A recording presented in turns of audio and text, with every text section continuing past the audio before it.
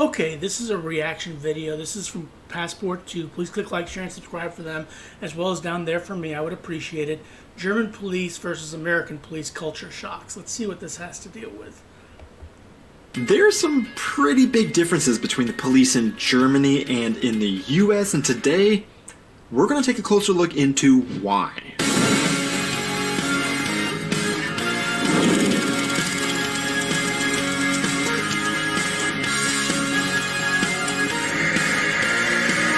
Hey guys, and welcome back to our channel. I am Donnie, and along with my wife Aubrey, we are two Americans currently living in Germany with our baby, sharing all of our experiences living and traveling throughout Europe. So this is the second video I have made on differences between the German and American police, and in the last I remember the last one that he did, because I did a reaction to that as well. This video, I did mention that I hate talking politics on YouTube, but when we're talking about the police, for a lot of people, this can't help but be a political subject. I think more so this is especially true in the US, where the police have become such a hot button issue. So just like in the and wrongfully so, in my opinion. I don't believe the police are as bad in the United States as they've been made out to be, but and we're seeing that right now with the defund the police and the problem that's causing without too much police in the United States. In the last video, for those of you that think that is what this video is, it's not. My last video was more of me talking about my personal and individual observations of police between the US and Germany through my interactions and encounters with them in both countries. Yes, because I've had run-ins with police in both countries. And this video is going to be the more interesting facts that I have learned about the two forces during my time living in both the US and Germany. And that's exactly what I'm going to talk about today in my video. Watch what you say to the police, eh? Maybe not in the USA. The very first thing that I must talk about is a very important difference that I actually technically botched up in my last video, I guess. So consider this a correction as well as the first difference between the two polices, and that is the phone number you call when you need the police. And that's exactly what I'm going to talk about today in my video. 911 or 112. Here's the police, in my view. Yeah, I technically mistakenly said 112 in the intro when I should have actually said 110, which would have then made my rhyme Yeah, that would have made your rhyme a little bit bad. But yeah, 911 versus 110, I guess is what you call in Germany for the police. Completely not work. But in Germany, there are actually multiple different emergency numbers you would use depending on the type of emergency you're having. So it's not that the 112 number I said is just a random number, but that is actually the emergency number if you need an ambulance or the fire department. For the police, you should dial 110. And then there is also 116, 117 for on-call medical services for non-life-threatening medical needs. Having multiple different emergency numbers is of course different from the US, where there is one single number for these emergency services. Yeah, 911. You just call 911 with any emergency.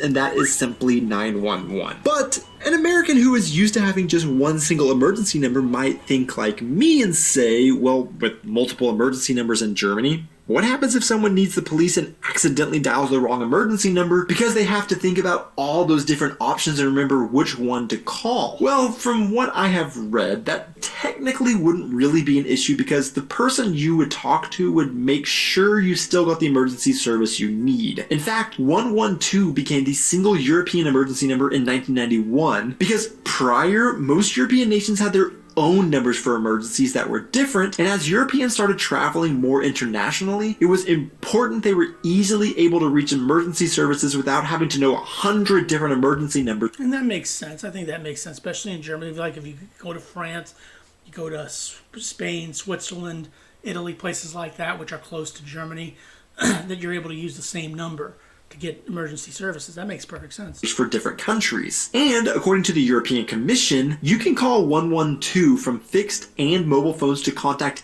any emergency service, an ambulance, the fire brigade, or the police. And a specially trained operator will answer any 112 call. The operator will... And I imagine they are probably bilingual, can speak multiple languages. So if you're English, you can call that German, French, Spanish, so on and so forth. will either deal with the request directly or transfer the call to the most appropriate emergency service depending on the national organization of emergency services. Or, here's another scenario. What happens if you are an American in Germany and you dial 911 out of habit? Well, I'm not really going to test it out myself to see what happens, but what I can tell you is that we took a first aid class last year, and the German first responder that taught the class assured us that if one were to dial 911, the call would automatically be redirected to the German emergency line. Now, That's good to know, too. That's very good to know. I have also read online that this may only actually happen if you dial on a cell phone and it wouldn't patch through on a landline, but again, I'm not going to test it out and risk getting in trouble. But what about the opposite scenario? Say a German is in the US and accidentally dials 112 out of habit. According to Krankenkasseinfo.de, among other sources I found with the same information, the so-called Euro-Notruf 112 is not only to be used universally in Europe, in North America, South America, Canada, Asia, parts of Africa, and Oceania. The emergency number 112 will redirect you to the phone number for emergencies that applies there. Well, that's good to know. That's good to know that if you get into trouble in another country, you dial the 112 or 911, you'll get to the emergency services.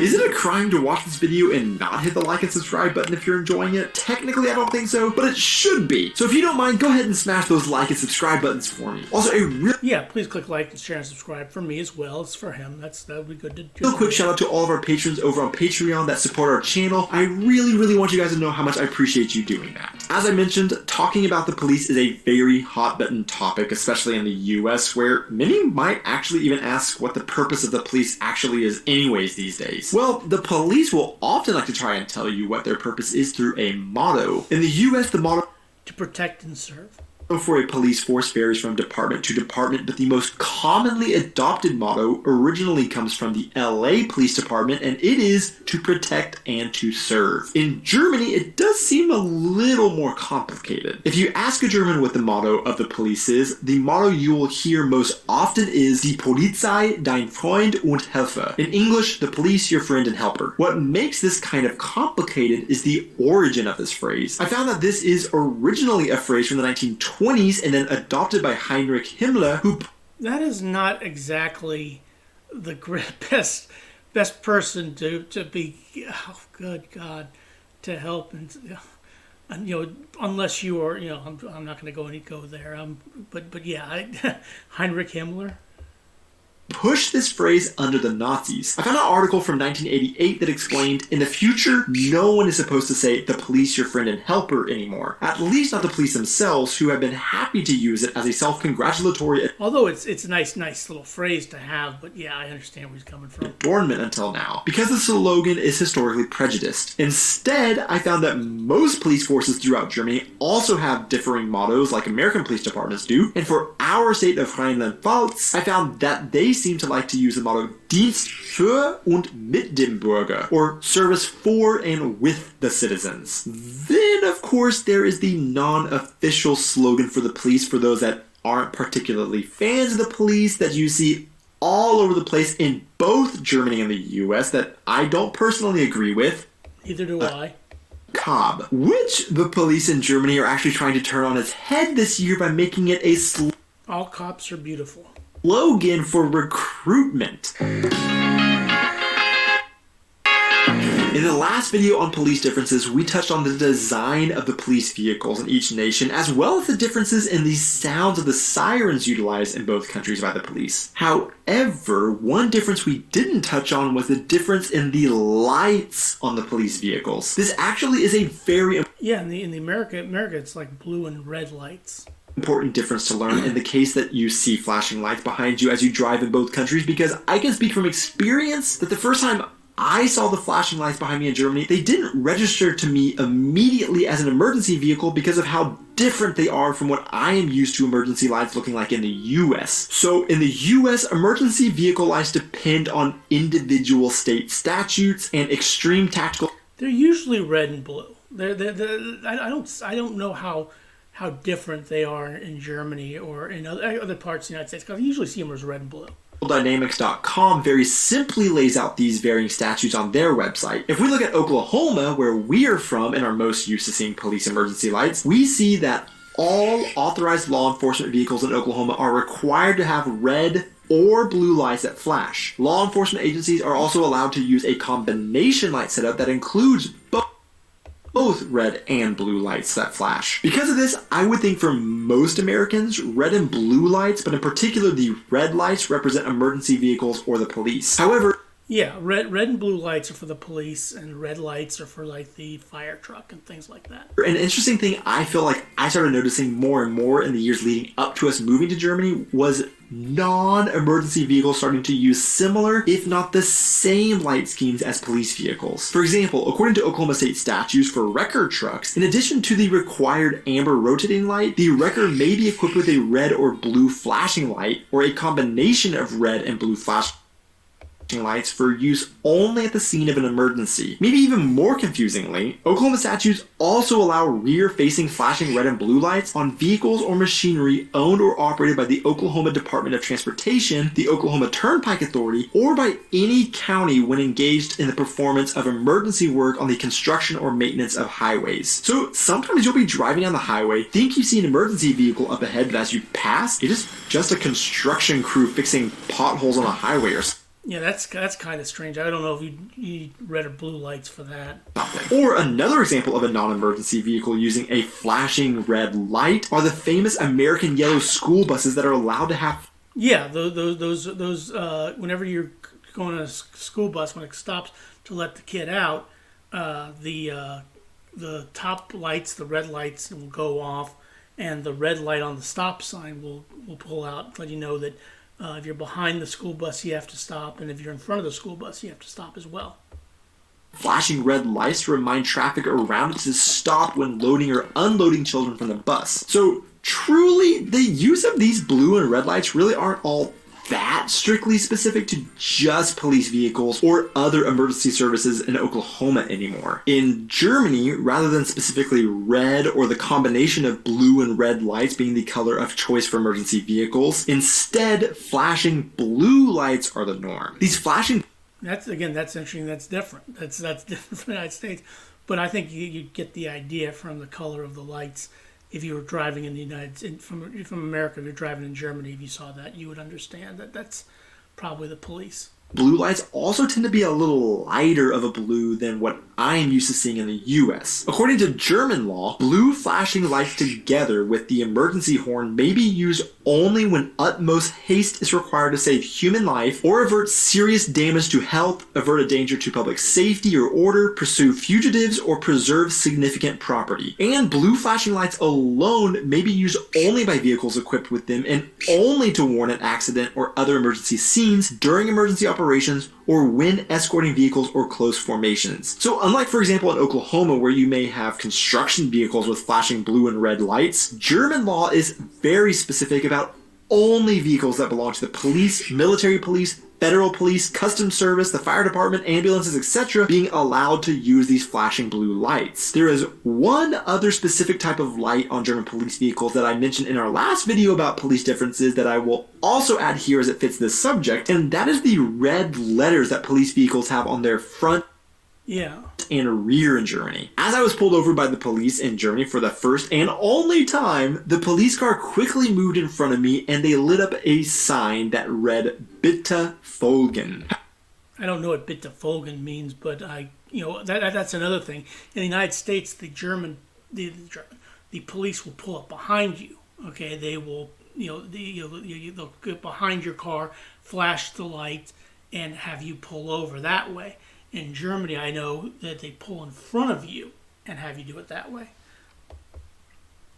However, as we were still new to Germany and my German skills were non-existent, I didn't know what this meant. But never fear, these signs conveniently translate to English and let me know I was to follow them. Now, I don't know that these don't exist at all in the US, but I can say that I had never seen them on police cars. No, I don't think I've ever seen them in the United States, anything like that. Please follow. Because again, the police officer will pull up behind you and not in front of you like they will in Europe. Cars personally. One of the most difficult things for me to learn in Germany has to do with the German language, but maybe it actually has less to do with the language itself, but the cultural rules when it comes to speaking it. Specifically, I am referring to formally or informally addressing someone you don't know by using either du or sie. To quickly explain to those that don't speak German, in German you have multiple different ways of saying the English word you. You would use du when talking with friends or family, for example. It is the equivalent of being on a first name basis with someone and is very informal. You use sie to refer to someone you are not on a first name basis with, like teachers, workers in a store, or police officers, because this is the formal way to speak to someone and show them respect. In fact, we actually had many people warn us to never use the word do when talking with a police officer, because if you do, you could get in major legal trouble. We're talking... Well, that's again. You're saying you. I mean, well, I guess so. So, when you Z is what you use for a police officer, I guess. Possible jail time, or at the very least, huge fines for disrespecting a police officer by simply using the informal you rather than the formal you. This was something that blew my mind, because you technically shouldn't get in trouble with police officers in the US for simply insulting them or not showing them respect because of our freedoms of speech rights. Yeah, that is true. In the United States, you can, I mean, you're not going to sit there and call a police officer a bad word or something like that to them, but you are going to, if you don't agree, you'll like give them lip service. It's all good.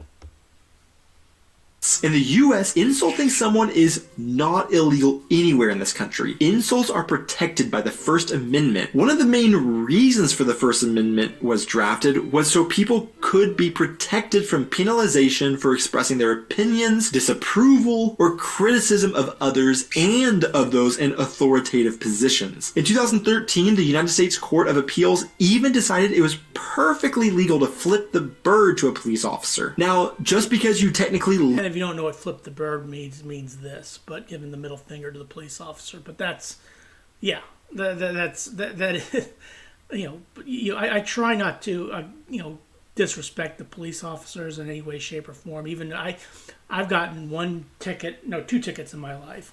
One was at a stop sign where I didn't stop. I rolling stop and kept going on, and that was actually sent to me by a camera. It wasn't an actual police officer. The other one was I came to another rolling stop, and didn't go through it. The police officer gave me a ticket, and I, was okay, whatever. Legally can insult police officers in the US, you can't then start to threaten a police officer or incite violence against a police officer, as this kind of speech is not protected. And there is the possibility that if you insult a police officer and they are having a bad day, they could then scrutinize the situation a little more and possibly try to find something else to get you in trouble for, since they can't technically penalize you for the insult itself. Of course. Yeah, it's best to not whatever happens with a police officer, just be respectful. Just treat them respectfully and move on with your life. It's not worth getting into a big pissing contest over it. Of course, English lost this concept of formal and informal use long ago when it dropped the thous and these. And because of my worldview based on my upbringing and culture, I couldn't imagine actually getting in legal trouble for doing something in my mind as small and petty as using the wrong you to a police officer. So I did the research, and here's what I found on this seemingly very gray area. In 2005, there was a famous case in which a German celebrity, Dieter Bohlen, found himself in an argument with a German police officer over a parking violation in Hamburg. During this interaction, Dieter was using the first name of the police officer and using the informal du for the word you rather than the formal sie. Dieter was supposed to be fined for this apparent insult and lack of respect for the police officer. However, the district judge refused to issue the penalty because Dieter is famous for talking informally to everyone, and the judge decided he wasn't being insulting, he was just simply being Dieter and talking to the police officer how he talks to everybody. So in this sense, we see that it wasn't the fact that simply addressing a police officer informally is a crime, but actually insulting and not showing respect to a policeman is the real problem. However, yeah, you again, I realize in the United States, you have freedom of speech, so you can insult a police officer if you want. But yeah, I agree with that. You should never insult a police officer, treat a police officer bad. They're just doing their job, okay? And chances are you did something wrong. Unless you're a celebrity in which there are loads of public records showing that you address everybody informally, how could a normal person like you or me actually prove that and get away without having to pay the proposed fine for Dieter of up to €500? And by the way, it doesn't just stop at a fine. Apparently, technically, repeat offenders could then be looking at years of jail time for insulting police officers. And remember when I mentioned that you can legally flip off police officers in the US? Well, in Germany, this is something that could land you a €5,000 fine for doing like a district. Okay, yeah, that's in the United States you have freedom of speech. Okay, and again, that's something that I learned. In England they were talking about using racial slurs. Now I'm not one to use racial slurs in any way, shape, or form, but in the United States that's protected speech. In England, in Europe, it's not, and that's something you need to keep in mind. Not that I've would ever use your racial slur in any way, shape, or form, but yeah, you can go to jail for things like that by saying just saying the wrong thing, and that is one of the benefits of living in the United States and one of the drawbacks of living in the United States. Court fined a driver for flipping the bird to a speed camera because it offended the police officer sitting in the car. To see who made it this far into the video, the random question of the week is: your mom or dad? Who let you get away with the most when you were a kid? Thanks so much for watching this video, guys. Well, that was easily my father. My mother, we were afraid of my mother, and my mother is 81 years old and frail and going through cancer right now, but we're still more frightened of her than we ever will be of my dad. That's for sure. Be sure to hit those like and subscribe buttons, and I will see you in our next video. Also, yes, please click like, share, and subscribe for Passport 2, as well as like, share, and subscribe for Scott Dover's Interesting World right down there for me. I would appreciate that. German police versus American police culture shocks. This was good and interesting. Thanks for watching. Have a good rest of your day.